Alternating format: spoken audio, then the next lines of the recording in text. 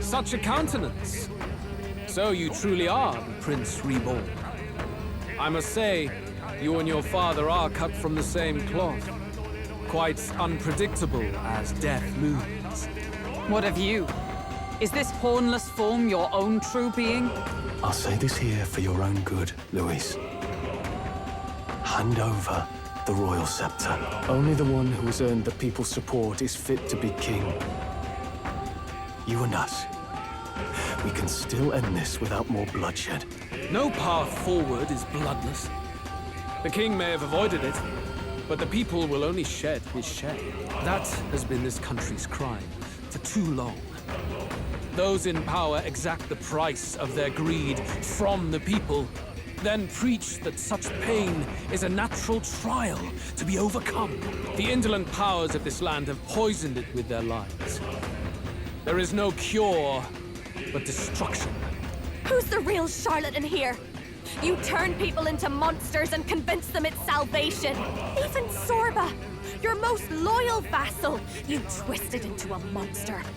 You promise protection to your devoted, yet always fall short of the mark. I have never lied. I swear upon my name, it is one of the greatest trespasses I can imagine. Have you never wondered why the king's magic is so strong before us? Or why the royal scepter can only be used by those who bear the public's favor? One royal hand clutching one bejeweled rod does not alone accomplish such wonders of magic. But what if it drew Magla not from its wielder, but from the masses? That is the truth. The royal scepter is a divine relic that absorbs Magla from people across the kingdom. And thus, the royal magic's power is near inexhaustible. Such has been the royal family's tradition for centuries, generations upon generations. Do you know what this means? Magla is mortal anxiety, which means that the people of this country now have no choice but to perpetually direct their anxiety to the king, simply to stay safe. Absurd. And how do you explain the people of the capital going mad? It was no madness that took them. The Magla spews from their helpless hearts at a rate far greater than the scepter can absorb. Hence the stagnation. The behavior now on full display is their inborn, true nature. When they cannot control their fears, they lash out at neighbor and outsider alike. And that is mortal weakness. That's who they really are.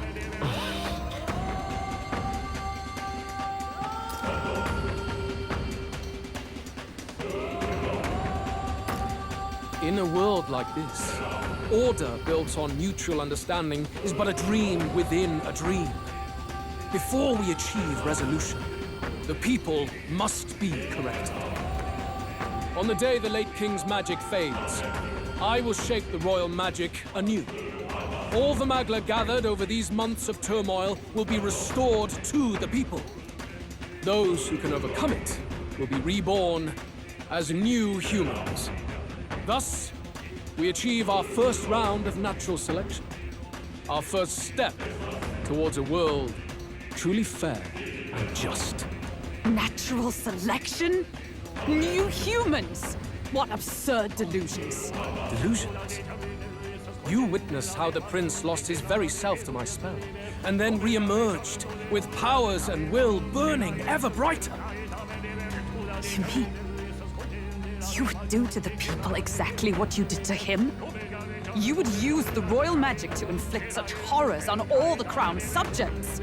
Those who follow me and accept the rule of power will surely survive by virtue of their own will. But if they give in to fear, yes, they will lose both form and might. That is what it means to protect those who follow. It is not a salvation given of empty charity, but earned through the providence of power. Then, that's your true ambition. That's why you sent Sorba to the royal funeral. You never even wanted the throne. It was all for the royal scepter. The shows of power, terrifying the people. It wasn't just manipulation. You justified all of that. The man would turn all people into humans. It defies all sense. Worry not. You've proven you're more than worthy. I've little doubt you'll survive the first culling and move on to the new world. You mentioned earlier that we might still resolve this without bloodshed. Then, I put the same offer to you. Join me, Prince. Born of Elven blood, welcoming anyone regardless of tribe. It is no coincidence that you and I take inspiration from the same book. Don't let him sway you, Your Highness. I know you detest injustice as I do. Come with me. Let me lend you my power, and together we will change the unfair world we seek to destroy.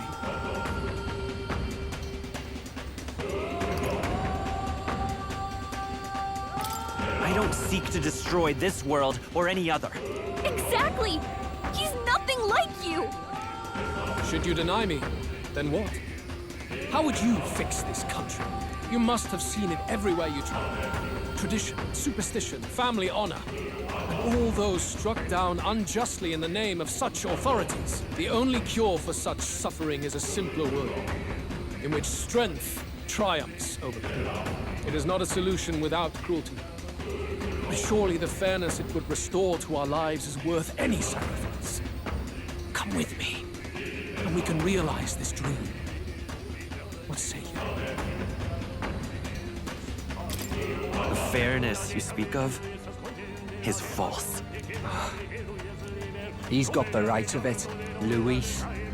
It's not even about what'll be sacrificed. It's about having respect for what the dream costs. And you've got none of that. You keep talking about your laws of power. But what that comes down to is you figure some people in this world just deserve to die. If that's what you believe in, then you can hate Forden all you want, but you're no different. Be silent. I once had my own aspirations. Yes, I had dreams. But what has the world ever done for us?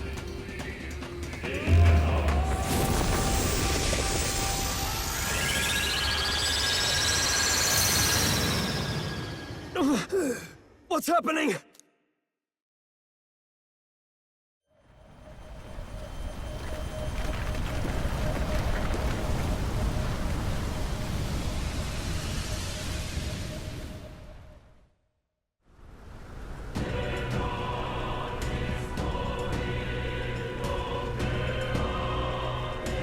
The royal scepter? But how? So be it. There is still time until my magic settles upon this land. Until then, I will watch the world collapse from my perch at the top. Wait! Luis! I have done this for their sakes, not for mine. History and the will of the people will prove that. If you have the strength to weather this storm and come to me, I will deem you a worthy opponent. It will be a mercy to you, at the very least.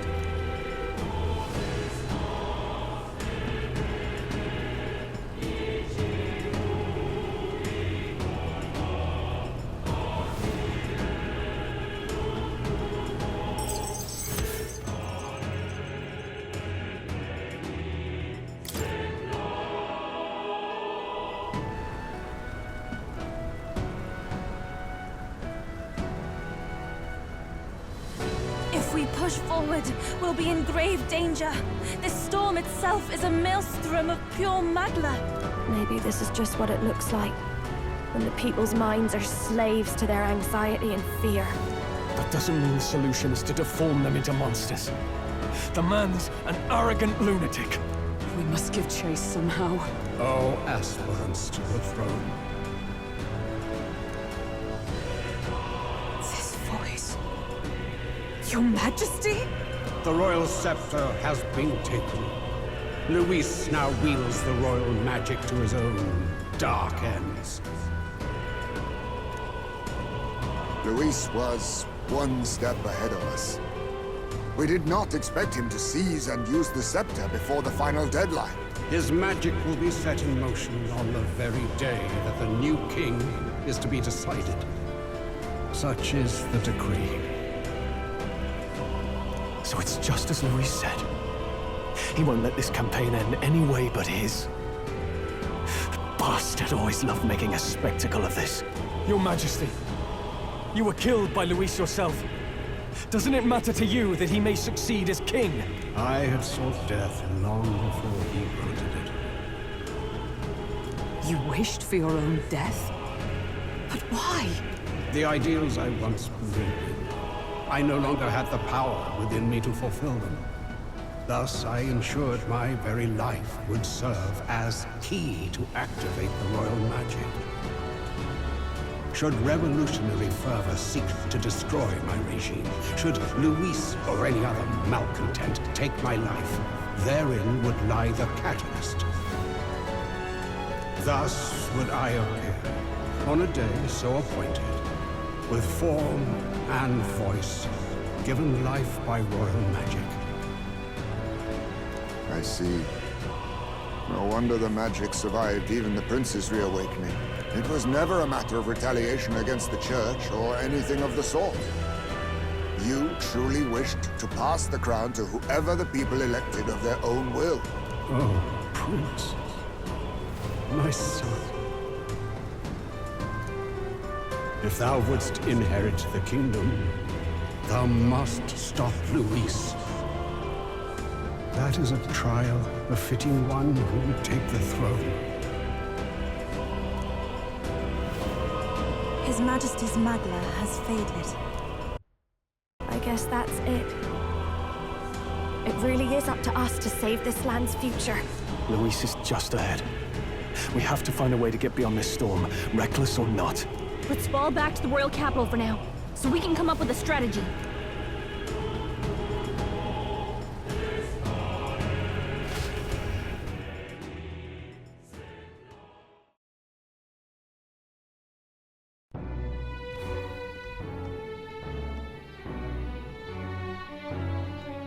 Hey! He's running that way! Kill anyone who stands against Camp Luis! We fight for justice! Make them understand! 'Tis a battlefield out here. They know nothing of their savior's true intent, yet the streets are teeming with self-declared military police. What's a man supposed to do when they're running around screaming about justice with bloodshot eyes? So it's a crime to even disagree now. He said this was just their nature. I suppose I can see where his disappointment springs from. But your allies are working hard too. It's not all as bad as it looks. We are grateful. We will believe in their support as they believe in us. By the way, I talked with Nurus on how to get to Luis's location. And of course, he said there's only one thing for it. Armor up the Skyrunner and dive in. That's your strategy? Think, my girl. It's our best play.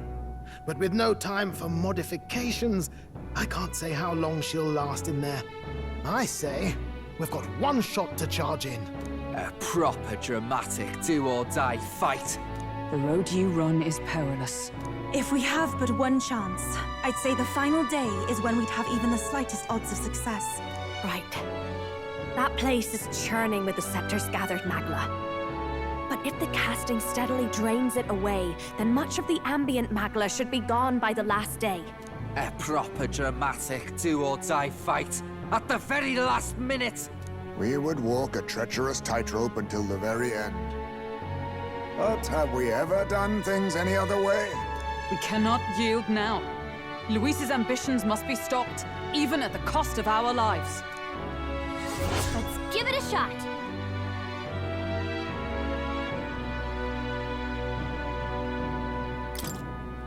You worked out some more of the truth, yes? Can you tell me more about what happened at the Royal Palace?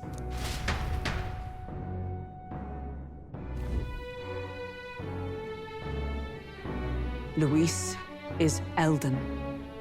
Everything is as we were told at the Ancient Sanctum. What? Bloody hell. That's a heavy hit right off the bat.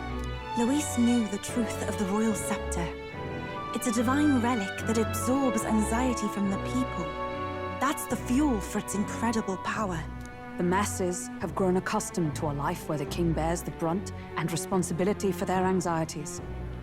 All this chaos comes from that dynamic's reversal.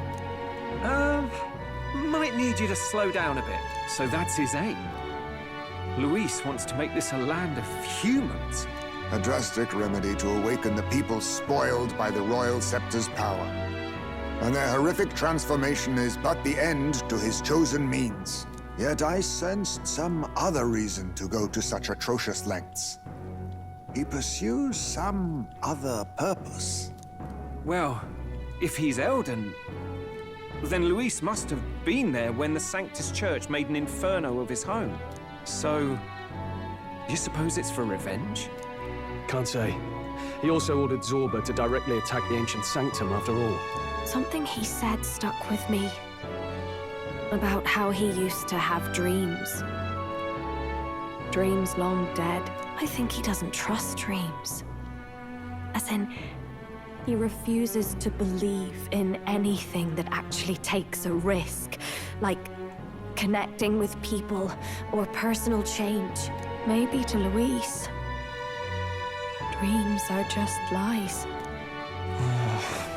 Perhaps he wants to push history forward with his own hands, like those of the world past.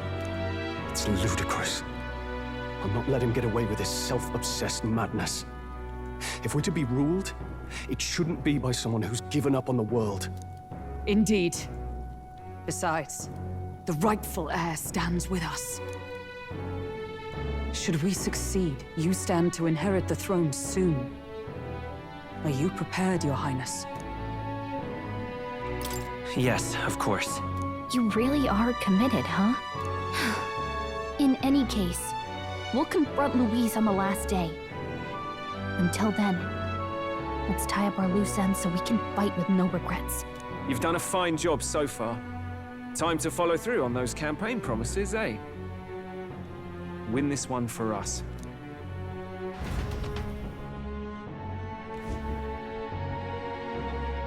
Look at what Luis has made there. Unbelievable. We're getting in there, and we're going to tear it down. What's that about?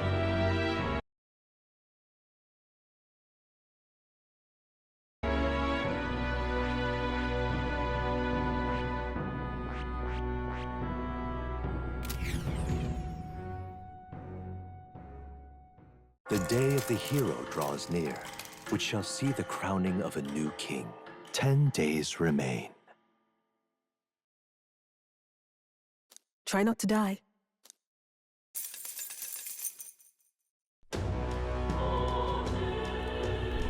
The deadline? We gotta prep.